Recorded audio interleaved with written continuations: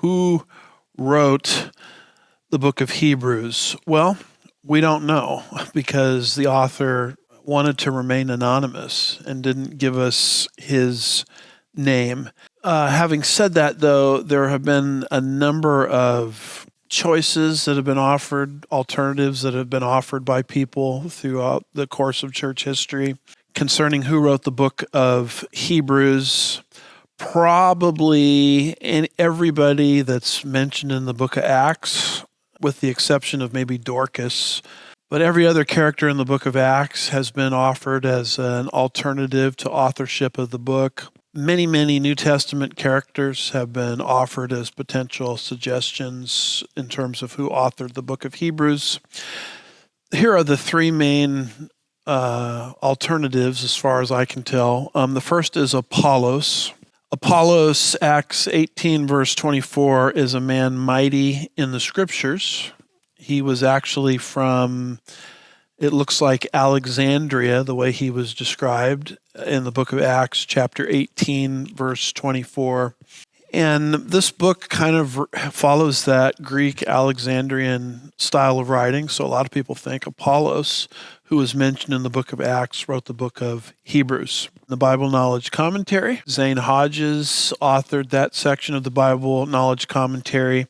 And he there is of the contention that the author is Barnabas, who is a Levite, who was mentioned in the book of Acts as a Levite in Acts 4, verse 36. And he had very close ties, Barnabas did, with the Apostle Paul. But probably the number one alternative that people gravitate towards in terms of who wrote the book of Hebrews is none other than Paul the Apostle. This, people argue, has Paul's handprints all over it. Hebrews 13:23 mentions Timothy, who was obviously a close associate with Paul. The book also mentions a great deal of themes that the Apostle Paul would typically go into in his other 13 letters: the New Covenant, Israel's failure. Hebrews 13, verse 24 indicates that it was written from Italy or Rome, and that would fit Paul, given his ambition to fulfill his desire to preach the gospel in Rome. Paul died in Rome. Paul was in prison in Rome, where he wrote his prison letters. And this book has the style of Paul, we're told. Lots of appeals to the Old Testament, lots of appeals to the finished work of Jesus Christ, lots of appeals to faith alone in Christ alone. Paul, when he writes, for example, Romans 1 through 11, he gives doctrine. But then in chapter 12, verse 1, he says, therefore, and from that point on to the end of the book, he gives application. Same thing goes on in the book of Ephesians, 1 through 3, doctrine, chapter 4, verse 1, therefore, and then from that point on through the end of the book of Ephesians, chapter 6, it's application. Same pattern in the book of Galatians, chapters, I think it is 1 through 4, doctrine. Chapter 5, verse 1, therefore, and from that point on, chapters 5 and 6 in the book of Galatians, he gives application. People believe that the book of Hebrews is set up the same way. You have doctrine in really the first 10 chapters of the book, but then you get to, I think it is chapter 10 and verse 19, you see the famous therefore. And then from that point on to the end of the book, you get application. So people think that this has the style of Paul. The problem is Paul mentions his name in his other books, but he doesn't sign his name off here. I mean, that would be a little odd if Paul is really the author. One of the things that the book of Hebrews does that's kind of unique, it's different than Paul's writings, is every time the author of the book of Hebrews cites the Old Testament, it always cites the LXX rendition.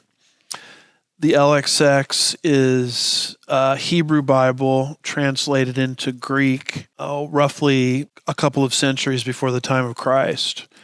And so every Old Testament citation, and there's tons of them in the book of Hebrews, goes to the LXX. Paul doesn't always do that the way the author of the book of Hebrews slavishly does.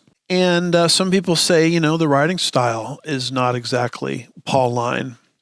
And beyond that, when you go to the book of Galatians chapter 2 and you look at verses 7 and 8, Paul says there, but on the contrary, seeing that I had been entrusted with the gospel to the uncircumcised, just as Peter been to the circumcised. For he who worked effectively for Peter in his apostleship to the circumcised effectively worked for me also to the Gentiles. Paul's primary audience was the Gentiles. His mission from God, his commissioning, was to the Gentiles, and that would be a kind of strange for Paul to write a letter to the Hebrews, a Jewish audience. So with all of that being said, who wrote the book of Hebrews? The answer is we don't know. It's an anonymous book. I respect the author's anonymity. I have a tendency to agree with Origen, the great influential church father. And when he was asked who wrote the book of Hebrews, Origen said, only God knows. And so that's basically my answer. I don't know who wrote the book of Hebrews. I really am not going to spend a lot of time on this issue because who wrote it? Apollos, Barnabas, Paul, somebody else.